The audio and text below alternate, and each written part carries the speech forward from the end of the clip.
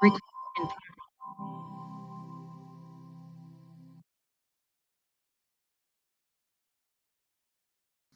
Hi friends, welcome to our lesson.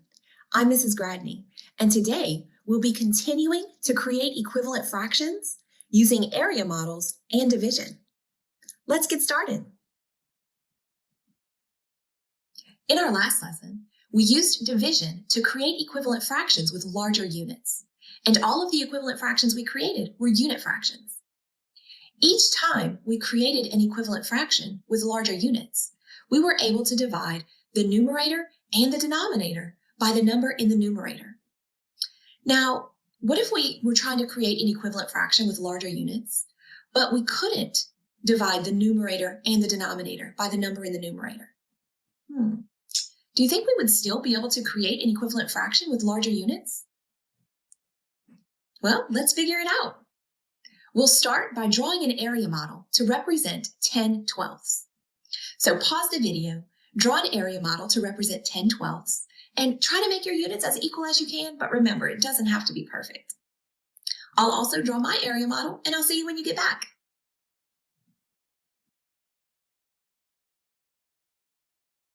Welcome back. Here's my area model showing 10/12. Your area model might look a little bit different, and that's okay, because there are lots of ways we could show 10/12 in an area model. Just make sure that you have 12 units in the whole and 10 units shaded. And did you remember to label the whole? Now, if we wanted to create an equivalent fraction for 10/12 with larger units, what could we do? Pause the video to talk out your thinking. Maybe you said we could create equal groups. Or maybe you said we could divide the numerator and the denominator by the same number. When we create equal groups, we're dividing, right? So that makes sense. Now, in our last lesson, each time we created equivalent fractions with larger units, we divided both the numerator and the denominator by the number that's in the numerator. Will that work in this case? Can we divide both the numerator and the denominator in 10/12 by 10 equally? No, we can't. We can divide the numerator by 10 equally, because 10 divided by 10 equals 1, but we can't divide 12 by 10 equally. We'd have one group of 10 and then 2 left over. So then, can we even create an equivalent fraction with larger units for 10/12? Pause the video and say what you're thinking. Maybe you said we could try circling groups of 2, groups of 3, and groups of 4, and see what size groups we could make without any leftovers. Or maybe you said, you already know that we can make groups of 2 because 2 is a factor of both 10 and 12. We can divide 10 by 2 equally, and we can divide 12 by 2 equally. So let's circle groups of 2 to create larger units.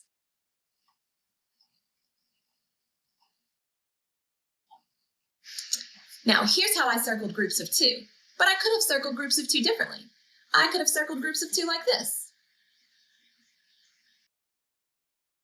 And that would have been okay too.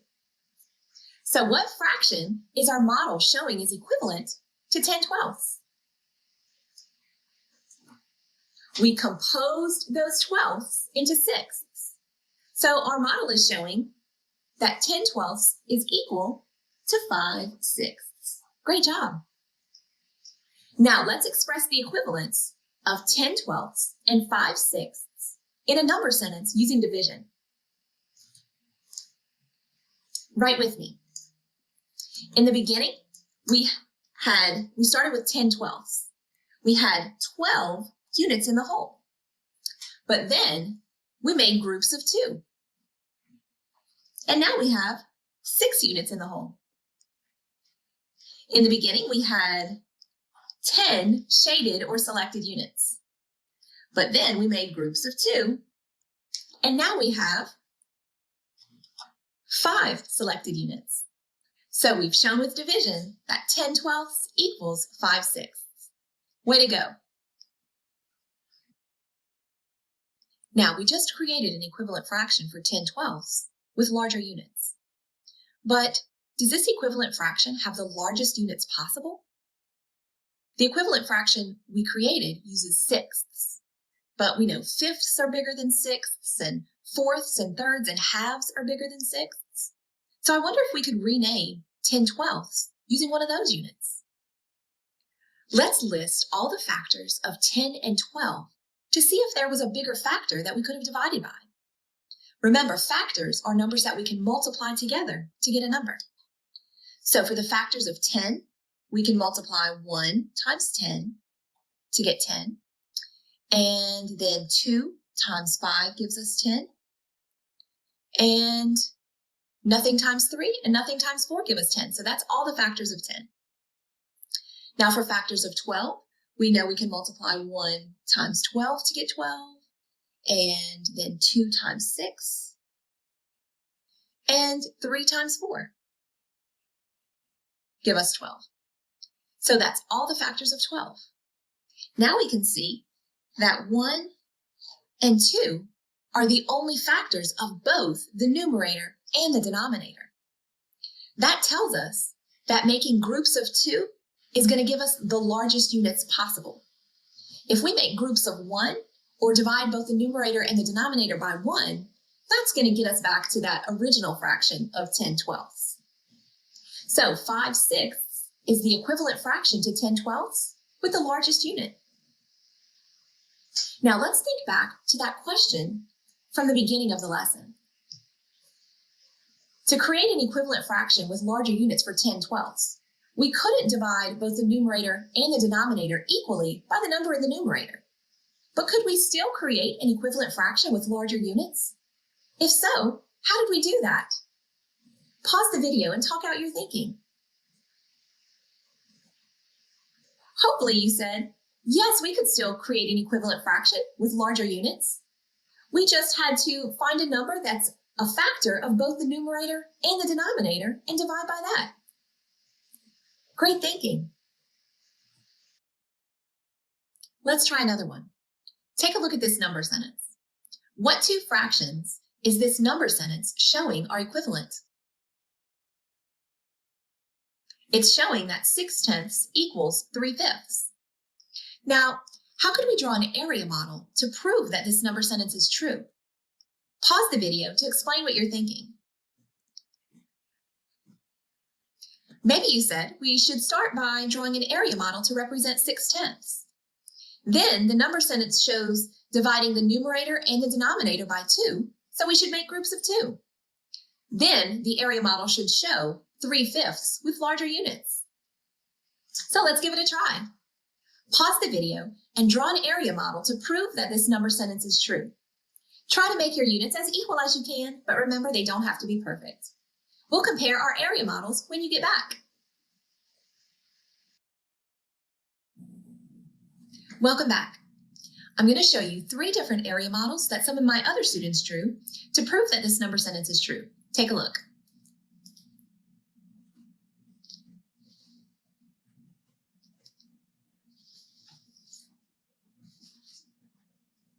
Does one of these look like what you drew? Now, they all look a little bit different, but are they all correct? How do you know? Pause the video to explain your reasoning. Yes, all 3 of these models are correct. They all show that this number sentence is true. Maybe you reasoned that all of the models show 6 shaded units and 10 units in the whole, even though those units are colored in differently. They still show 6/10. Then they all also show circling groups of 2, which is what we're doing when we divide the numerator and the denominator by 2 in the number sentence. And then finally, with these groups of 2, we can see in each of the models that there are 3 of the larger units shaded and 5 of the larger units in the whole, which is 3/5. So all 3 of the models are correct. Great thinking. Let's try one more. Pause the video and draw and label an area model to show 8/12. Then rename 8/12 with a larger unit by circling 12ths to create a larger unit. Notice I'm not telling you how many 12ths to circle in a group. I wonder if there might be more than one way to do this. Well, I'll be here when you get back, and we can compare our work.